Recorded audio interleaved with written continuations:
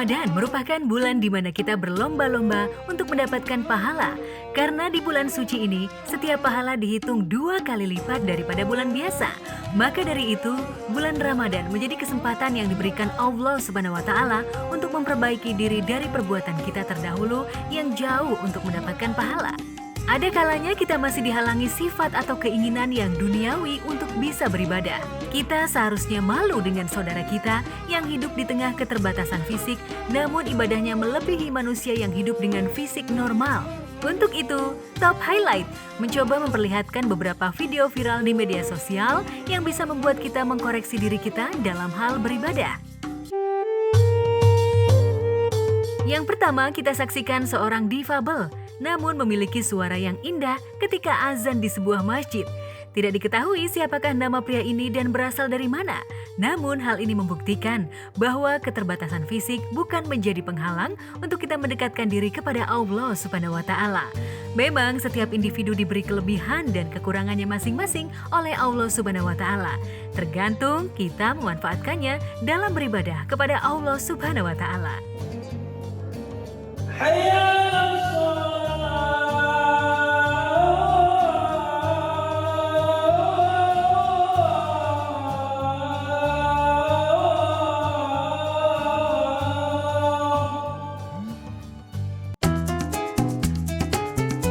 Berikutnya adalah seorang tunanetra yang menjadi muazin di Masjid Baitul Muttaqin, Desa Kalipait, Kecamatan Tegal Glimo, Banyuwangi. Pria yang sudah berusia 61 tahun ini mengalami kebutaan akibat glukoma yang dideritanya.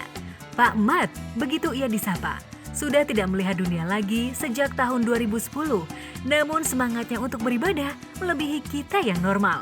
Dengan berjalan kaki sejauh 300 meter, Pak Mat menjalankan tugasnya sebagai muazin.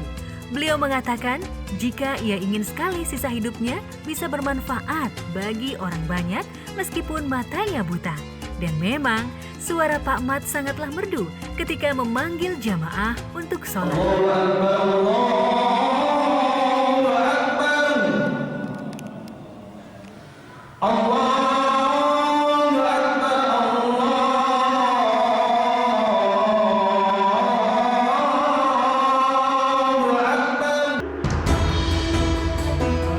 Selanjutnya kita ke Filipina.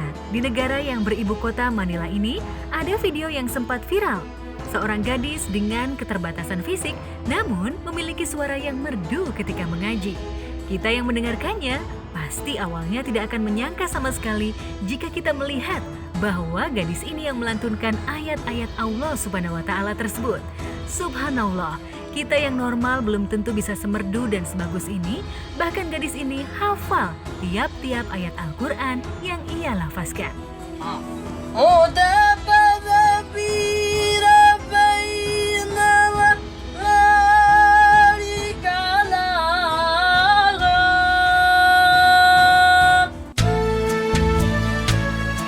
Kemudian kita ke Yaman.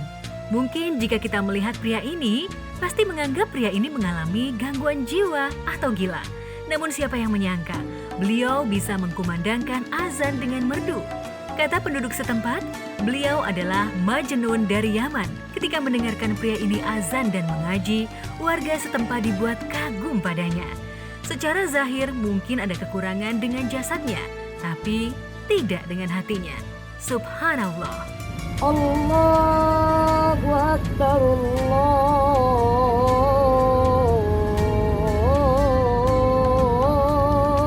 Akbar. Asyhadu an la ilaha illallah.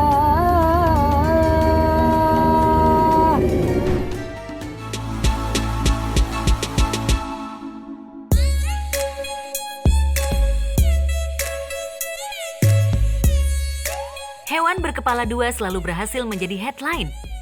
Kondisi yang dinamakan bisepalik ini disebabkan oleh proses pembelahan embrio kembar yang kurang sempurna. Hewan yang mengalami kondisi ini biasanya tidak akan bertahan hidup dengan lama. Berikut hewan-hewan berkepala dua yang pernah hidup di dunia.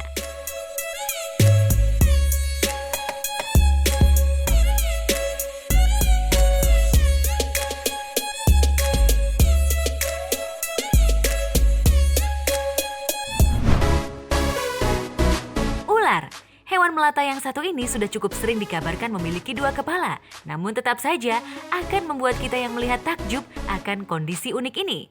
Di samping keunikan kondisinya, ular berkepala dua diketahui tidak akan bertahan hidup lama. Hal ini disebabkan oleh terganggunya usaha binatang ini dalam mencari mangsa. Dua kepala ular yang hidup sendiri-sendiri akan berusaha mencari mangsa secara individu, yang di beberapa kasus malah berakhir keduanya saling memangsa satu sama lain. Hal ini mereka lakukan berdasarkan insting mereka sebagai hewan, tanpa mengetahui bahwa makanan yang mereka rebutkan sebenarnya akan menuju ke pencernaan yang sama.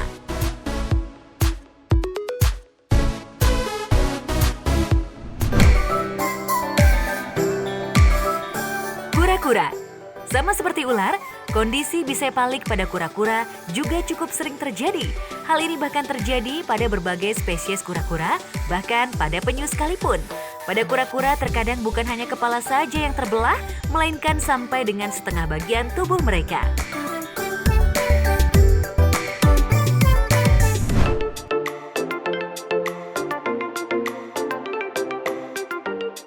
Selanjutnya adalah lumba-lumba. Kondisi bisepalik pada jenis mamalia yang satu ini sebenarnya sangat jarang terjadi. Namun ternyata pernah ditemukan seekor anak lumba-lumba dengan kondisi bisepalik. Sayangnya, lumba-lumba ini tidak dapat diselamatkan.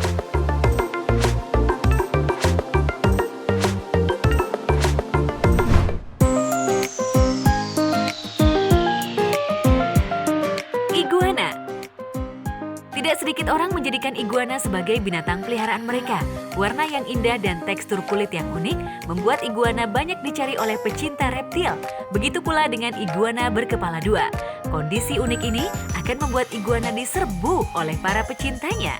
Karena kondisi ini bisa terbilang sebuah kondisi unik. Tapi tentu saja, untuk memelihara iguana berkepala dua memerlukan perhatian dan usaha ekstra agar iguana ini bisa bertahan hidup lama.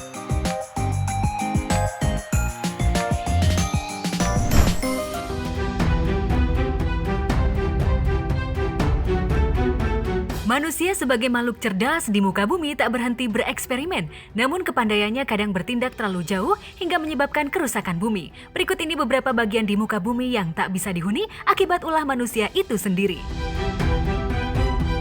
Pulau-pulau antraks. Antraks adalah nama penyakit akibat bakteri yang beresiko kematian. Dalam penelitian, percobaan dilakukan di tempat yang terisolasi agar bakteri tidak menyebar.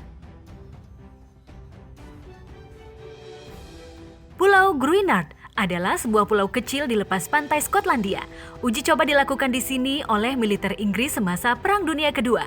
Akibatnya, Pulau Gruinard menjadi pulau yang tak bisa dihuni karena dipenuhi oleh spora bakteri antraks. Ada juga Pulau Vozrohdenia yang saat itu masih di bawah kekuasaan Uni Soviet. Namun, akibat uji coba yang berbahaya itulah, pulau ini pun sekarang tak bisa ditempati. Konon pulau juga rusak, penyusutan air, dan kini pulau yang terletak di perbatasan Kazakhstan dan Uzbekistan ini sudah hilang. Atoll adalah sebutan untuk pulau yang terbentuk dari gugusan terumbu karang. Yang paling terkenal adalah Atoll Bikini di Samudra Pasifik. Disinilah dilakukan uji coba nuklir tahun 1940-an oleh Amerika Serikat. Penduduknya konon dipindahkan secara paksa. Total, 67 percobaan nuklir pernah dilakukan di sini. Pada Maret 1954, Amerika Serikat meledakkan bom hidrogen Bravo dengan daya ledak 1000 kali lebih besar dibanding bom atom yang pernah jatuh di Hiroshima. Akibat dari percobaan nuklir berkali-kali inilah, Pulau Bikini tak lagi bisa dihuni. Hal ini karena radar radiasi dan unsur strontium 90 yang tinggi cukup berbahaya bagi manusia. Pitcher adalah nama dari sebuah negara kecil yang terletak di bagian Oklahoma, Amerika Serikat. Kota ini pernah dihuni oleh 2.000 orang, di mana 14.000 diantaranya berprofesi sebagai pekerja tambang. Namun kota ini kemudian mati karena maraknya aktivitas penambangan ilegal dan buruknya penanganan limbah kota. Tim riset dari Amerika Serikat meminta kota dikosongkan karena banyak penduduk yang keracunan timah. Alhasil, Pitcher menjadi kota mati dengan racun timah yang membahayakan.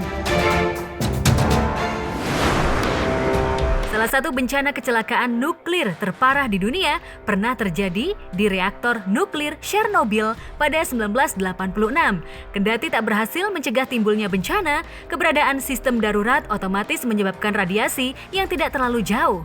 Namun, saat kebocoran reaktor terjadi, sebanyak 31 orang tewas akibat terpapar radiasi. Namun, usai insiden tersebut, daerah yang berada dalam radius 30 km kini ditetapkan sebagai zona yang tidak boleh ditinggali.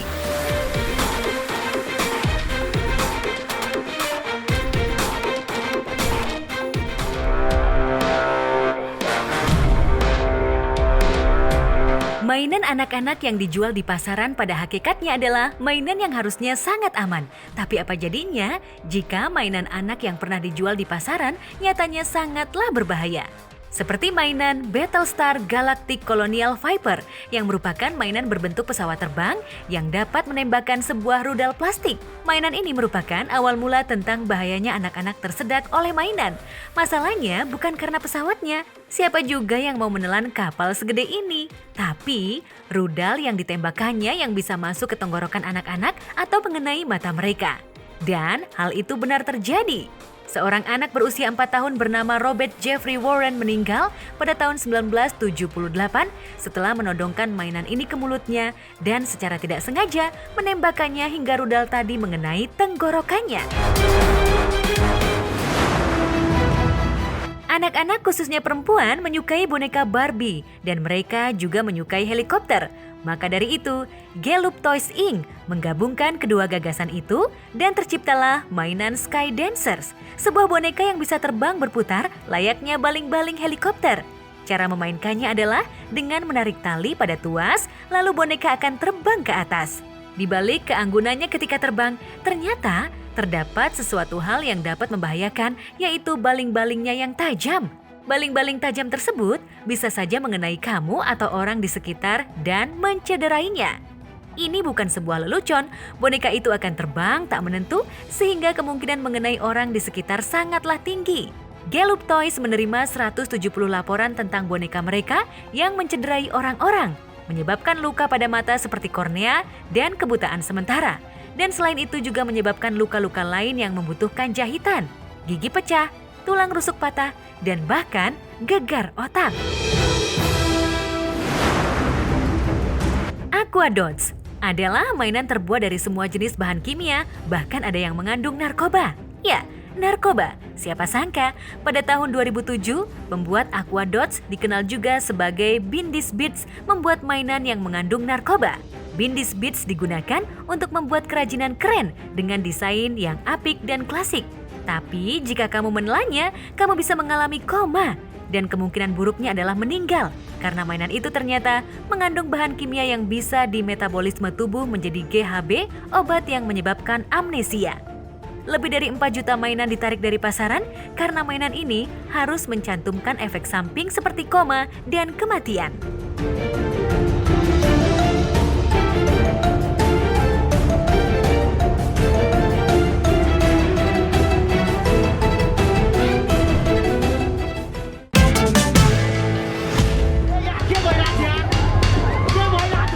Mengalami lonjakan kasus COVID-19 dan kedapatan sejumlah warganya kabur ke Indonesia, India lagi-lagi viral dengan beredarnya video ini. Jembatan gantung di kawasan Vrindavan mendadak diserbu warga. Video ini bukan saja memancing komentar sejumlah netizen soal pelanggaran protokol kesehatan, tapi juga kekhawatiran jika jembatan gantung ini putus. Sekuat-kuatnya jembatan gantung, beban terlalu berat sudah pasti akan ambruk. Tak perlu jauh-jauh, jembatan Kutai Kartanegara di Kalimantan Timur ini pernah memakan korban tewas pada insiden ambruknya jembatan pada November 2011 lalu. Terjadi saat arus lalu lintas padat hingga puluhan kendaraan yang tengah melintas itu tercebur ke Sungai Mahakam bersama reruntuhan jembatan. Rubuhnya jembatan yang memiliki panjang 710 meter ini disebabkan pengenduran dan pengencangan baut jembatan dalam masa perawatan. Tiba-tiba saja tali jembatan putus dalam waktu 30 detik. Awal pembangunan jembatan dilakukan pada tahun 1955 dan beban berlebih juga bisa jadi penyebab tali penyangga jembatan tak kuat hingga menyebabkan ambruk. Sesuai namanya Skywalk, Maka jembatan ini dijadikan penghubung di dalam pusat perbelanjaan Hyatt Regency di Kansas City, Amerika Serikat. Selasar hotel ambruk setahun pasca hotel dibuka tahun 1980. Selasar di lantai 2 dan 4 itu jatuh dan menimpa ratusan orang di bawahnya. Insiden terjadi pada 17 Juli 1981 dan menewaskan 114 orang. Penyebab rubuhnya jembatan di Hyatt Regency adalah kelalaian terhadap rancangan konstruksi. Jembatan gantung Tacoma Narrow yang dibangun untuk menghubungkan wilayah Puget Sound, Washington DC, rubuh pada November 1940. Runtuhnya jembatan ini bukan karena beban di atas jembatannya, melainkan karena angin kencang yang terjadi saat itu. Tercatat sebagai jembatan terpanjang ketiga di dunia, banyak pihak menyayangkan insiden rubuhnya jembatan gantung Tacoma. Sebab belakangan diketahui angin kencang hanya faktor lain dari rubuhnya jembatan ini. Kegagalan konstruksi dan ketidakstabilan jembatan inilah yang menjadi penyebab utama jembatan rubuh. Beruntung, jembatan yang dibangun dengan biaya mencapai 6,4 juta dolar Amerika ini tidak memakan korban jiwa. 35W Interstate Bridge, jembatan yang menjadi sarana umum warga Minnesota ini runtuh pada tahun 2007. Parahnya, insiden terjadi di jam-jam sibuk sehingga banyak kendaraan yang lewat ikut jadi korban dengan terjun ke sungai Mississippi. 13 orang dinyatakan tewas dan 145 orang lagi cedera dalam insiden itu. Dalam penyelidikan setelah peristiwa naas itu, Badan Keselamatan Transportasi Nasional Amerika Serikat mendapati lebih dari selusin lempengan baja penunjang jembatan dengan ukuran yang tidak memadai, sehingga diduga kuat ini menjadi penyebab bencana.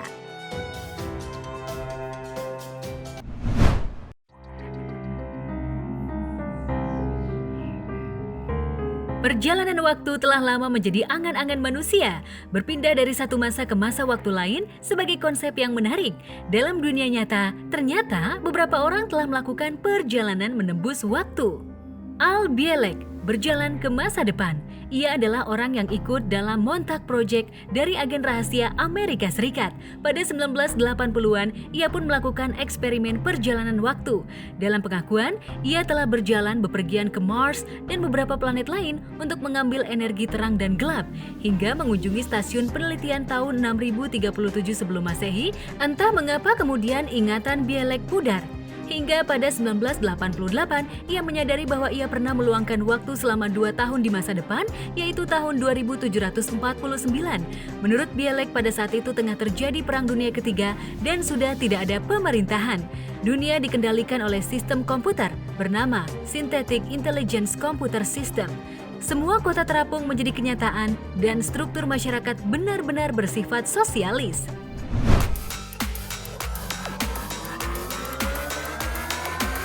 Andrew Carlson dalam Insider Trending. Kisah Andrew ketika itu benar-benar mencuri perhatian publik karena ia melakukan investasi $800 Amerika dalam beberapa bisnis. Anehnya, hanya dalam 2 minggu, Andrew meraih keuntungan senilai $350 juta Amerika. Ia dituduh melawan hukum menggunakan cara curang untuk meraup keuntungan. Saat diinterogasi, pria paruh baya ini mengaku melakukan perjalanan waktu tahun 2256 sehingga ia sudah mengetahui tentang saham masa depan. Usai menjalani hukuman, Andrew Carlson menghilang. Hingga kemudian fakta mencengangkan terjadi saat ia kembali dan ia mengetahui secara tepat tanggal investasi Amerika Serikat ke Irak. Bukan itu saja, tidak ada catatan apapun tentang dirinya sebelum tahun 2002.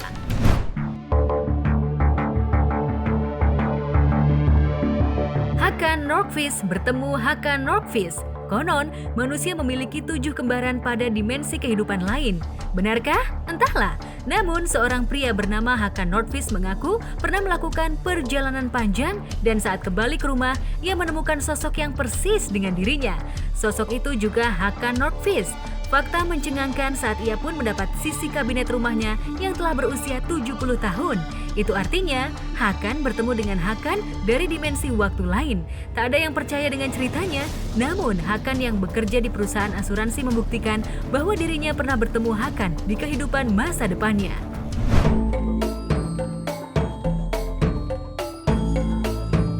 Sir Victor Goddard menerbangkan pesawat ke semesta paralel. Dalam kejadian, ia adalah komandan wing dan bertugas memeriksa pangkalan udara tidak aktif di Drum, Edinburgh. Dalam pengamatannya, bandara dalam keadaan parah dan tampak sejumlah ternak sibuk merumput. Saat penerbangan pulang, ia terhalang cuaca buruk hingga kemudian memutuskan kembali ke pangkalan Drum. Anehnya, ia melihat Drum berbeda dengan Drum yang sebelumnya ia lihat. Cuaca cerah, bahkan Drum terlihat dalam kondisi yang sangat baik. Ada beberapa mekanik berpakaian terusan warna biru sedang mengerjakan pesawat berwarna kuning di parkir landasan pacu.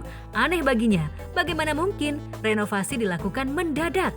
Bahkan, seragam tenaga mekanik seharusnya warna kaki dan pesawat yang milik Angkatan Udara harusnya berwarna perak, bukan kuning.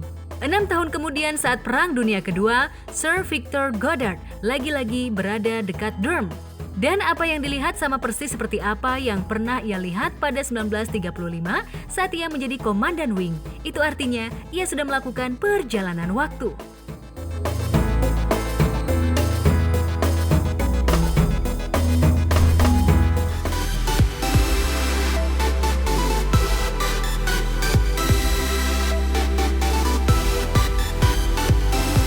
Warna kesukaan pastinya dimiliki setiap orang.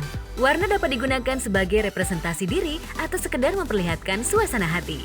Saat hendak memilih barang pun, kita akan memilih barang yang memiliki warna sesuai favorit kita. Namun bagaimana jika warna tersebut menjadi satu-satunya warna dalam kehidupan hidup kita?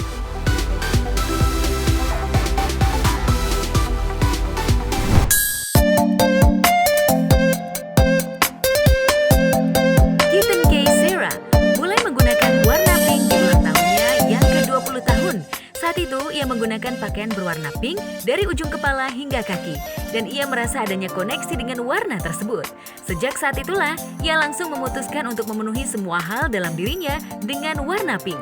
Mulai dari peralatan elektronik, pakaian, makanan, bahkan bulu anjing peliharaannya pun ikut diwarnai pink. Menurut Kitten K. Sarah, warna pink membuatnya seperti seorang bintang.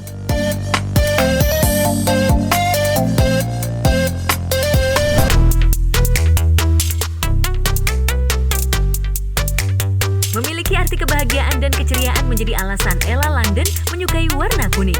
Wanita yang tinggal di Los Angeles, California ini mengaku sudah lebih dari 5 tahun hidup dengan warna kuning di sekelilingnya.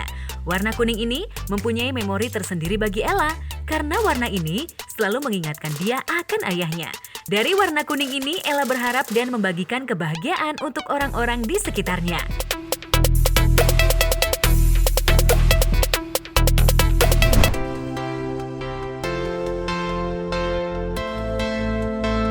Elizabeth Sweetheart merupakan wanita yang mendapat julukan Green Lady. Wanita asal Skotlandia baru ini mengaku bahwa ia sudah 20 tahun hidup dengan warna hijau. Hal ini dimulai saat ia diajak oleh ayahnya pergi ke Florida. Ia melihat pemandangan indah berupa air yang berwarna hijau dan ia sangat senang. Dari situlah ia mulai menyukai warna hijau. Mulai dari gagang laci, peralatan makan, pakaian, bahkan pintu rumahnya semua berwarna hijau. Di samping itu, ia mengaku akan terus berpenampilan serba hijau karena banyak orang yang senang melihat dia berpenampilan seperti itu.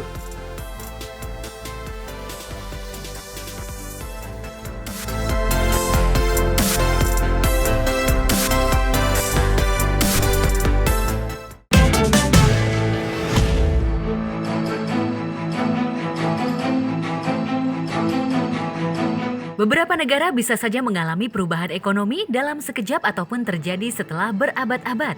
Penyebabnya bisa berasal dari konflik, penjajahan, kesalahan kepemimpinan, dan berbagai alasan lain. Sayangnya, akibat hal-hal tak terduga ini, banyak negara yang sudah beranjak maju, tapi masih tetap tertinggal dari negara-negara makmur lainnya. Nauru. Kekayaan Nauru bermula saat ditemukannya fosfat atau pupuk yang berasal dari kotoran burung yang berumur lebih dari 1000 tahun pada tahun 1960-an. Penemuan tersebut yang kemudian mengundang perusahaan asing untuk membuat tambang di negara tersebut untuk kemudian mengeruk semua persediaan fosfat yang ada. Pada era kejayaan fosfat, Nauru adalah negara dengan pendapatan per kapita pendudukan paling tinggi di dunia. Namun, penemuan sumber daya baru tersebut membuat masyarakat Nauru terlena. Banyak dari mereka yang menghabiskan uang yang dimiliki untuk sesuatu yang tidak mereka butuhkan. Setelah fosfat yang terkandung di dalam perut bumi Nauru habis, perekonomian negara yang berada di Pasifik tersebut menjadi negara miskin.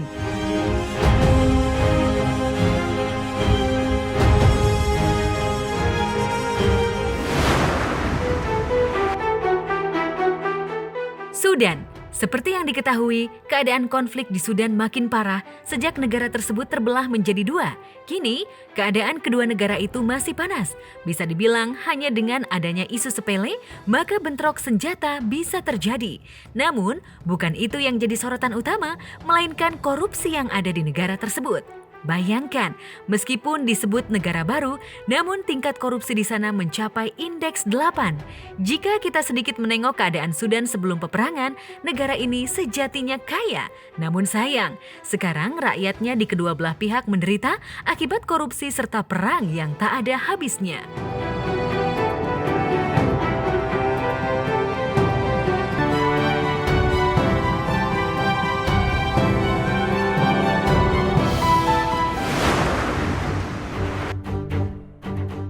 Afghanistan. Saat ini Afghanistan lebih dikenal sebagai negara konflik ketimbang negara kaya. Ya, rupanya negara ini dulunya pernah jaya dengan sumber dayanya yang luar biasa banyak. Terlebih semua sumber daya itu berasal dari hasil tambang seperti emas dan tembaga. Diperkirakan hasil mineral dari negara tersebut bisa mencapai 60 miliar ton tembaga, sedangkan cadangan emasnya 2,2 miliar ton. Itu masih belum ditambahkan hasil tambang lain seperti lantantum dan cerium. Namun demikian, bagaimana keadaan negara ini sekarang? Banyak korupsi ugal-ugalan yang dilakukan oleh para pejabatnya. Bagaimana tidak? Dari penilaian Transparency International mengungkapkan, Afghanistan mencapai indeks 8 atau nilai tertinggi dalam masalah korupsi yang dilakukan pejabat dan aparaturnya.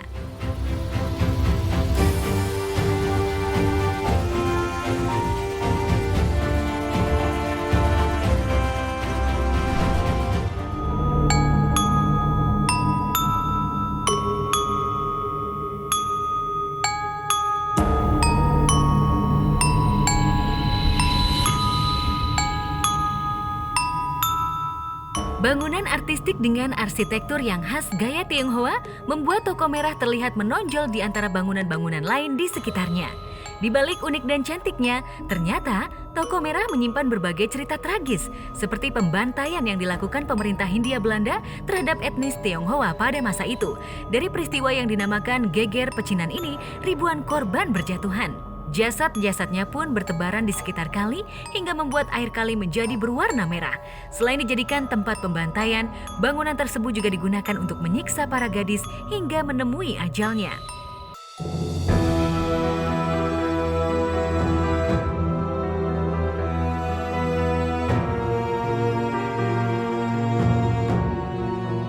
Dari peristiwa yang ada membuat Toko Merah menjadi bangunan angker penuh dengan kejadian mistis. Salah satunya, sosok wanita bergaun putih yang sering terlihat berjalan di sekitar tempat tersebut. Warga yang melintas tempat ini pun berkata bahwa mereka sering melihat sosok ini dari jendela. Di malam hari, banyak warga sekitar sering mendengar suara-suara yang bersumber dari dalam toko, seperti suara tangisan, teriakan, atau bahkan seperti seseorang yang sedang memanggil. Padahal, di malam hari tentunya Toko Merah akan ditutup, sehingga tidak ada orang di dalamnya. Bukan hanya itu, suara lainnya yang sering terdengar ialah suara prajurit yang sedang melakukan baris berbaris. Suara ini sangat sering terdengar, bahkan di siang hari. Sosok wanita Tionghoa berbaju merah juga sering terlihat. Menurut cerita yang ada, sosok ini merupakan korban dari tragedi pembantaian etnis Tionghoa. Sosok selalu ada sejak tragedi tersebut. Setiap orang yang pernah tinggal di Toko Merah pasti selalu bertemu dengan sosok ini.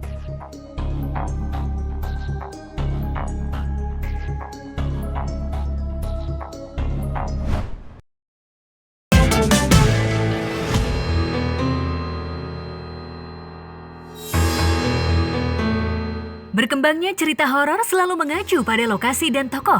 Namun, benda-benda tertentu kadang menyimpan kengerian yang tak kalah bikin merinding. Boneka Annabelle misalnya. Siapa yang tak tahu bagaimana boneka ini menyeramkan dan begitu membahayakan? Berikut ini beberapa benda yang juga dianggap kutukan yang bisa mengancam bagi siapapun yang menyentuhnya. Robert the Doll. Boneka berpakaian pelaut ala Jerman ini konon dihadiahkan kepada Robert Eugene Otto kecil oleh kakeknya. Oleh pelayan keluarga Otto, boneka diisi kutukan ilmu hitam lantaran ia kesal karena tidak pernah dihargai. Robert the Doll konon bisa berbicara, berekspresi, bahkan bergerak. Ancaman dimulai saat boneka ini berganti kepemilikan. Mereka bahkan mengaku pernah disakiti oleh boneka itu. Kini, boneka tersebut disimpan di East Martello Museum. Siapapun boleh berfoto, tapi tak satu orang pun boleh menyentuhnya atau petaka akan datang di hidupnya. Bagaimana sebuah kursi bisa mendatangkan kutukan? Dikisahkan, kursi Busby pertama dimiliki oleh Thomas Busby di Inggris. Pada tahun 1702, ia sempat cekcok lalu membunuh ayah mertuanya. Alhasil, ia ditangkap dan dieksekusi mati. Namun, sebelum menemui ajalnya itu, Busby mengutuk kursi tersebut. Siapapun yang menyentuh bahkan duduk di kursi miliknya, maka akan ikut ke alam kematian. Konon, beberapa kematian dan kecelakaan menimpa mereka yang duduk di kursi itu. Dianggap berbahaya, kursi Busby pun didonasikan ke Thurst Museum, Inggris. Agar tidak ada yang duduk, pihak museum memilih menggantung kursi tersebut. Bukan pertama kali mendengar lukisan terkutuk. Salah satunya adalah lukisan Crying Boy atau bocah yang menangis, karya seniman Italia Bruno Amadio. Lukisan ini diproduksi tahun 1950-an. Apa yang menarik dari lukisan ini? Mengapa Crying Boy terkenal? Karena lukisan ini dikutuk. Menurut kesaksian pemadam kebakaran di Inggris pada 1985, terjadi kebakaran di tempat lukisan ini dipertunjukkan. Semua barang di ruangan tersebut hangus, kecuali lukisan Crying Boy ini. Beberapa orang mencoba melakukan penelitian tentang lukisan anti api itu. Namun banyak orang terlanjur percaya bahwa Crying Boy memang telah dikutuk hingga kebal pada api. Gaun pernikahan Anna Baker adalah satu dari benda kutukan yang juga jadi ancaman. Gaun ini telah disimpan di Baker Mansion, situs bersejarah di Blair Country. Konon, Anna Baker mencintai seorang pemuda miskin dan keduanya hendak menikah. Tak mendapat restu dari ayahnya, Anna Baker marah dan memutuskan tak akan menikah. Sampai akhirnya ia meninggal pada 1914. Gaun disimpan di dalam kotak kaca dan siapa saja yang melihat terlalu lama dalam pikiran kosong, maka akan terus dihantui sosok Anna Baker.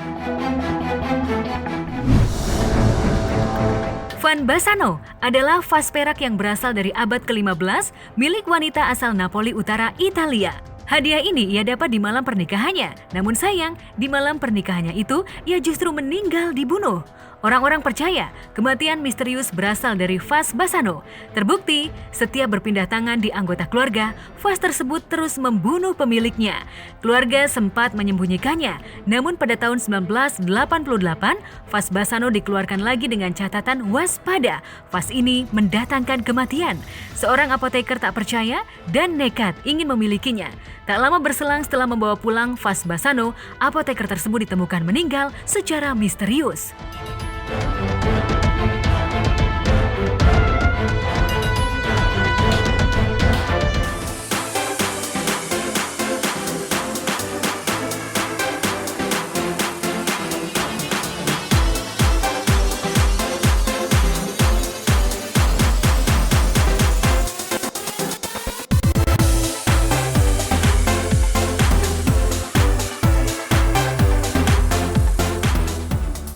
Soal budaya, Indonesia bisa dibilang salah satu yang paling kaya di dunia. Dari Sabang sampai Merauke, negeri ini diisi oleh orang-orang dan masyarakat yang berbeda adat budayanya. Soal budaya, cakupannya sendiri tentu luas. Tak melulu hal-hal yang berbau seni dan tradisi, senjata pun juga termasuk di dalamnya. Membicarakan soal senjata tradisional di Indonesia, tentu saja ada begitu banyak yang bisa kita sebutkan. Yang unik dari senjata-senjata ini, beberapa ternyata sudah terkenal namanya di dunia. Bangga tentu saja dengan pamor seperti ini, dan jadi bukti valid juga akan pengakuan dunia atas kekayaan budaya Indonesia.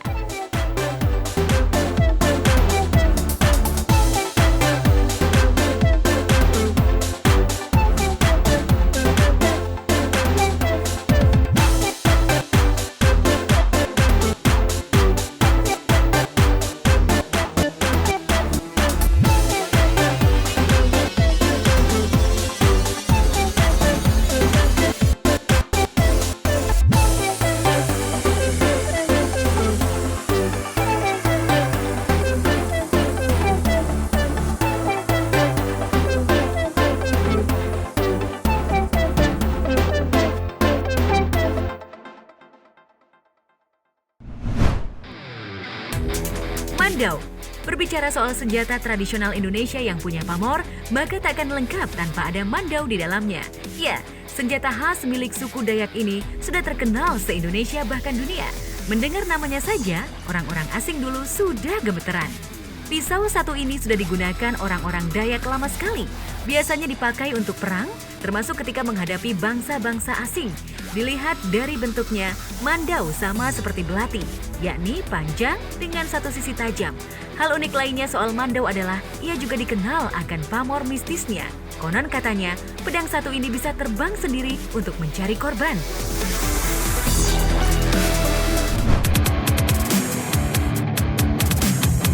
Karambit. Dengan pamor yang sudah mendunia, Anda mungkin tak benar-benar percaya jika karambit ini ternyata adalah senjata asli Indonesia. Ya, senjata yang mengadopsi bentuk cakar macan ini ternyata sudah ada sejak dulu di Minang, jauh sebelum populer seperti sekarang. Karambit mulai terkenal di dunia diawali dari kepopulerannya di pencaksilat. Ya, senjata ini adalah salah satu ornamen penting dalam seni bela diri tersebut. Dari sinilah karambit dikenal banyak orang. Bangganya lagi, hari ini begitu banyak yang memakainya, bahkan termasuk para tentara Amerika Serikat. Sayangnya, senjata ini di negeri sendiri kurang begitu populer.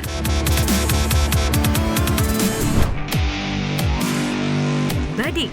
Masyarakat Makassar yang begitu mencintai dan menjaga senjata khas mereka yang bernama badik. Keberadaannya tak hanya sebagai senjata, namun juga pride alias kebanggaan si pemiliknya. Tak hanya itu, badik juga dipercaya oleh orang-orang sana memiliki tuah, entah membawa kebahagiaan atau sebaliknya. Badik sendiri dikenal di luar lantaran sudah digunakan oleh orang-orang Bugis sejak ratusan tahun lalu.